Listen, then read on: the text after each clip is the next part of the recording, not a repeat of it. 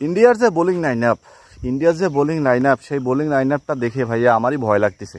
Bangladesh team কি ভয় পাইছে, নাকি ঘুমাইতেছে, নাকি প্র্যাকটিস করতেছে? বেচারাটা খুব ক্লান্ত, বেচারাটা অস্ট্রেলিয়ার সাথে হারে খুব ক্লান্ত।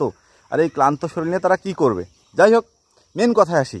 তামিম ইকবাল ভাই কালকে তার সাক্ষাৎকারে, স্টার স্পোর্টের সাক্ষাৎকারে তামিম ইকবাল ভাই ক্লিয়ার করে বলল যে তাওহিদ হৃদয়ের কাছে শান্ত লিটনদের শেখা দরকার। আমার কথা হচ্ছে ভাইয়া, মানে তামিম ইকবাল ভাই কি এইটা বোঝাইছে যে শেখার কোনো বয়স নেই? কারণ হচ্ছে শান্ত লিটনরা তো 9-10 বছর ধরে ক্রিকেট খেলতেছে, আর তাওহিদ হৃদয় মাত্র এই 2 দিনের ছাওয়া। হ্যাঁ, অনূর্ধ্ব-19 বিশ্বকাপ চ্যাম্পিয়নটা নিয়ে আসি তাওহিদ হৃদয় ঘরে খেলাইছে, কারণ এমআরএ কাছে ফির এমাকে স্বীকৃত করেছে তামিম ইকবাল ভাই। এখানে ফির আর একটা কথা আছে, সেটা হচ্ছে খালি তামিম ইকবাল ভাই না, আশরাফুল ভাই কালকে বিডি ক্রিকেট টাইমে যখন সাক্ষাৎকার দিয়েছে তখন কি কইছে? তখন কইছে বাংলাদেশ দলের প্লেয়ারদের টি-20 খেলার মতো মন মানসিকতা নাই, ধৈর্য হচ্ছে টেস্ট খেলা। টেস্ট খেলতে নাম না দিলে তারা টি-20 খেলে, টি-20 খেলতে নাম না দিলে তারা টেস্ট খেলে। মানে ব্যাপারটা, কথাগুলো বাস্তব। আর আমার কথা হচ্ছে ভাইয়া, তাসকিন আহমেদ আবার প্রেস কনফারেন্সে আসছে, এসে কি বলছে? আগামী 2 ম্যাচ জিতে আমরা সেমিফাইনাল কনফার্ম করতে চাই। এ ভাই, তোমার ইলার কথা শুনি কি হাসিম না কান্দিব? মানে হাসবো না কাঁদবো ভাইয়া? কারণ তোমরা তো সবসময়, আমি তো বলি আমরা বাঙালি কাজে না কথায় বিশ্বাসী। আমরা কথা দিয়ে মানুষকে পটাবো, কথা দিয়ে ভাত কাপড় দিব, কথা দিয়ে চত্থাপড় দিব।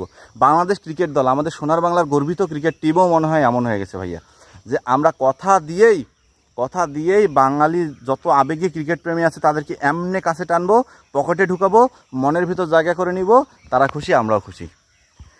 হ্যাঁ, ইন্ডিয়ার সাথে যে ম্যাচটা জিতবেন ভাইয়া, আপনি যে বলেছেন ডিয়ার তাসকিন ভাই, আপনার প্রতি আমি অনেক রেসপেক্ট করি, আপনাদের উপরেই আমি ভরসা করি।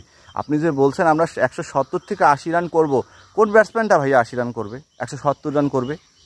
মানে কোন ব্যাটসম্যানটা আপনার মাঠে দাঁড়াবে ইন্ডিয়ান বোলারদের বিপক্ষে? আমি তো মনে করি অস্ট্রেলিয়ার থেকে ইন্ডিয়ান পেসাটাকে ভাইয়া এখন বিশ্বের সেরা পেসাটা। সিরাজ, বুমরা, আশিদীপ সিং, এপাশে স্পিনার যদি খোঁজেন, হ্যাঁ কুলদীপ, তারপরে কি জাদেজা, ভাইয়া রে একদম সরাসরি মানে বেস্ট বোলিং লাইন আপ হচ্ছে ইন্ডিয়ার টি-20 বোলিং অ্যাটাক।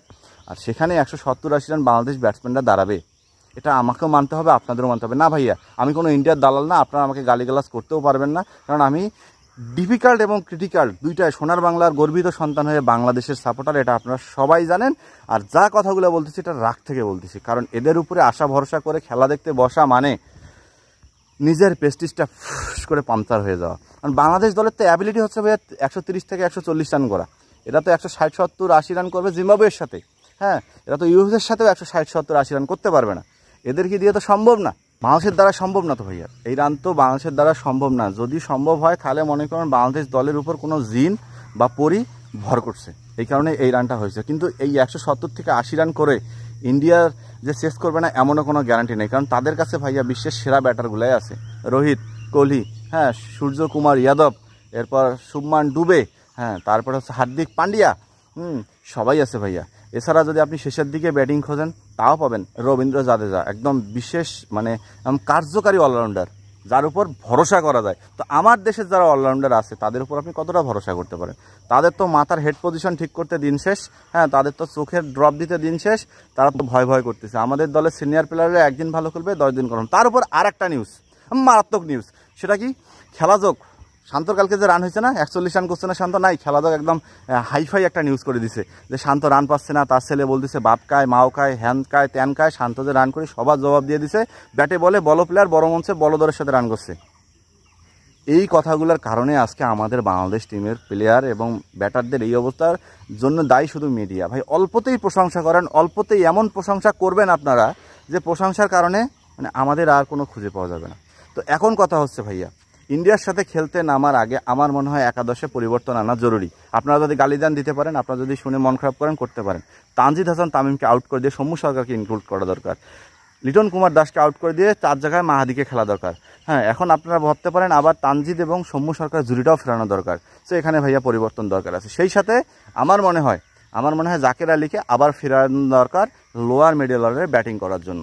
সো এই একাদশ নিয়ে ইন্ডিয়ার বিরুদ্ধে একটু একটু কষ্ট করে বাংলাদেশ টিমকে দাঁড়াইতে হবে, কারণ জয়টা আমাদের জন্য আজকে খুব জরুরি।